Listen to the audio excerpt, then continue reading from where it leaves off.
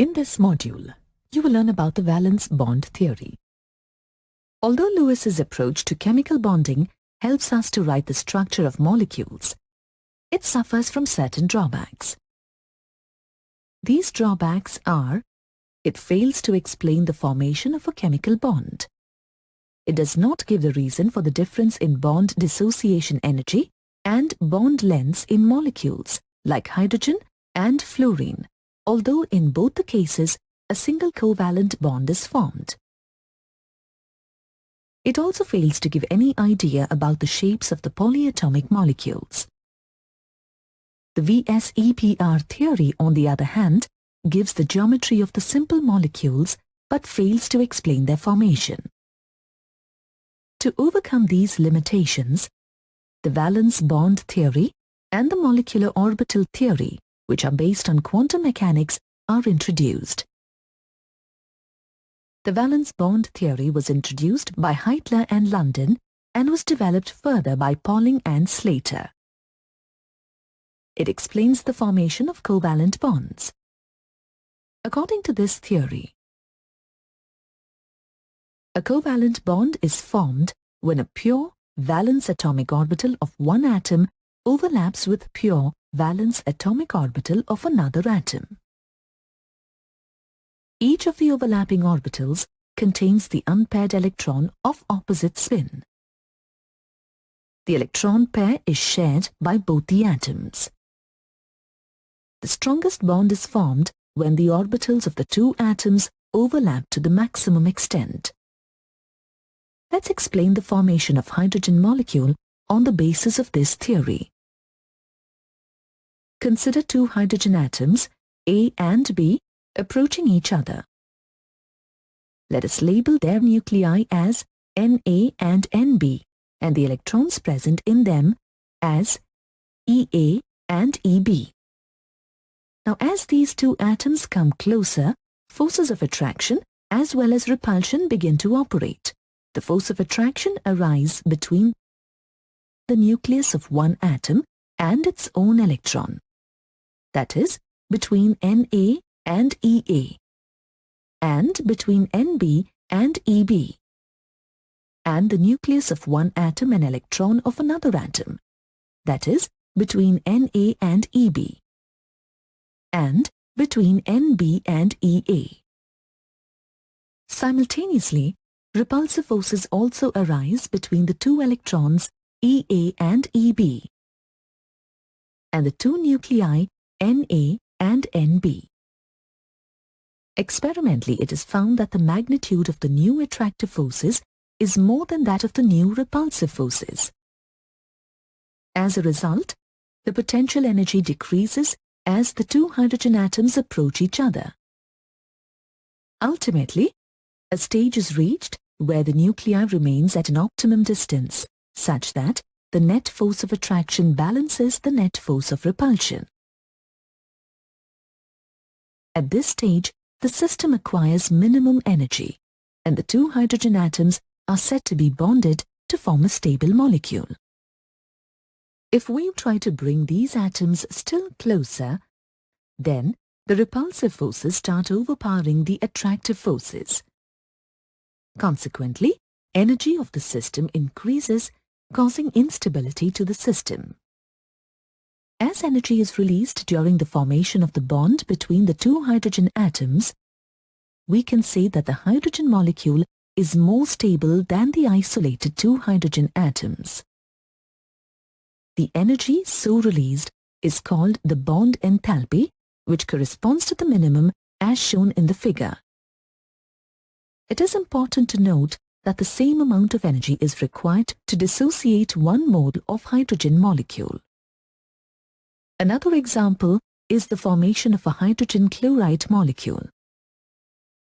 Here, when hydrogen atom approaches chlorine atom, a bond is formed due to the overlapping of s and p orbitals. The overlap can be positive, negative, or zero depending on the properties of the respective overlapping orbitals. Based on the overlapping of orbitals, two types of covalent bonds are formed. These are known as sigma and pi bonds. Sigma bonds are formed by the end-to-end overlap of atomic orbitals along the internuclear axis, known as a head-on or axial overlap. There are three types of head-on overlaps that form sigma bonds. They are SS overlap, SP overlap, and PP overlap. SS overlapping takes place when two half-filled s orbitals overlap along the internuclear axis. SP overlapping takes place when the half-filled s orbital of one atom overlapped with the half-filled p orbital of another atom along the internuclear axis. PP overlapping takes place between two half-filled p orbitals of two atoms along the internuclear axis. A pi bond is formed when atomic orbitals overlap in such a way that their axes remain parallel to each other and perpendicular to the internuclear axis. The pi orbitals formed due to the sidewise overlap consists of two saucer-type charged clouds above and below the plane of the participating atoms.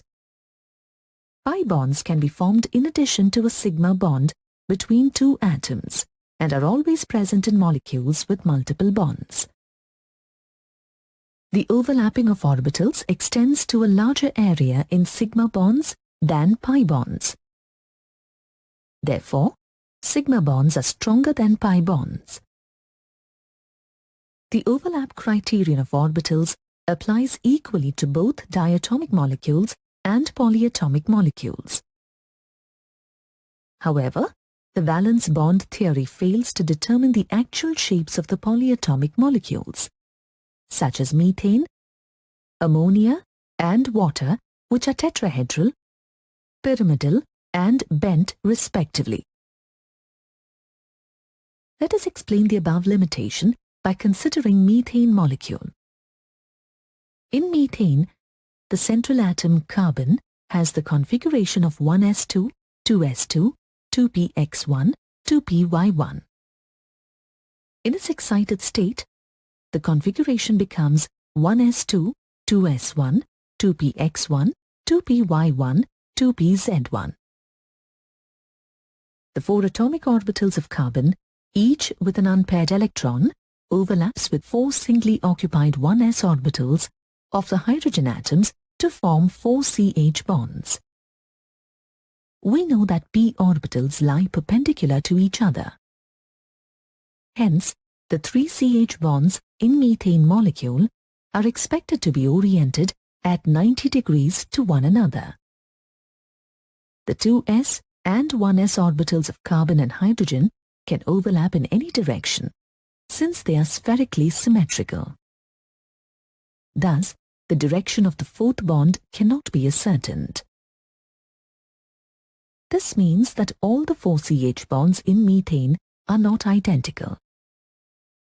But experimentally it is observed that all the four bonds are exactly identical in all aspects and are oriented at a bond angle of 109.5 degrees. Similarly, valence bond theory cannot account for the correct bond angles in water and ammonia. While valence bond theory predicts to have a bond angle of 90 degrees in them, the experimental result suggests to have bond angles of 104.5 degrees and 107 degrees respectively. Thus, it can be seen that the valence bond theory fails to account for the actual shape of polyatomic molecules. You have now reached the end of this module. In this module, you learnt that, according to valence bond theory, a covalent bond is formed when pure valence atomic orbital of one atom overlaps with another pure valence atomic orbital of another atom. Each of the overlapping orbitals contains the unpaired electron of opposite spin. The electron pair is shared by both the atoms. A strong bond is formed when the orbitals of two atoms overlap to the maximum extent. Based on the overlapping of orbitals, two types of covalent bonds are formed. These are known as sigma and pi bonds. Sigma bonds are formed by the end-to-end overlap of atomic orbitals along the internuclear axis, known as head-on or axial overlap. A pi bond is formed when atomic orbitals overlap in such a way that their axes remain parallel to each other and perpendicular to the internuclear axis. Sigma bonds are stronger than pi bonds. Valence bond theory fails to determine the actual shapes of the polyatomic molecules, such as methane, ammonia, and water, which are tetrahedral, pyramidal, and bent respectively.